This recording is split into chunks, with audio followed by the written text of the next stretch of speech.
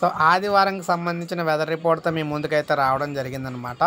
So ఆదివారం నాడు ఏ విధంగా ఉండబోతుందని చూసుకున్నట్లయితే, సో ఏదైతే మనకి ఇటీవల అల్పపీడనం అయితే వచ్చి వాయుగుండంగా మారిందో, ఇది ఆల్రెడీ మనం చూసుకున్నట్లయితే ఇలా ఛత్తీస్గఢ్ని దాటి, మహారాష్ట్రని దాటి, అదేవిధంగా మధ్యప్రదేశ్ని దాటుకుంటూ అలా గుజరాత్ సైడు, రాజస్థాన్ సైడు వెళ్తూ ఉందన్నమాట.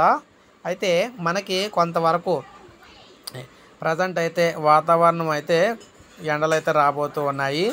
అయితే అయినప్పటికీ కూడా మనకి కొన్ని ప్రాంతాల్లో, ఏపీ, తెలంగాణలో కొన్ని ప్రాంతాల్లో చిరుజల్లు పడే అవకాశం అయితే ఉంది.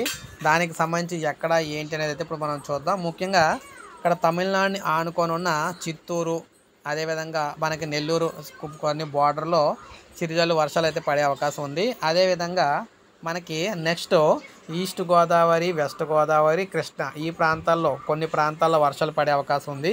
ఇక తెలంగాణ విషయానికి వచ్చినట్లయితే తెలంగాణలో మనం చూసుకుంటే ఖమ్మం, వరంగల్ ప్రాంతాల్లో వర్షాలు పడే అవకాశం అయితే ఉందన్నమాట.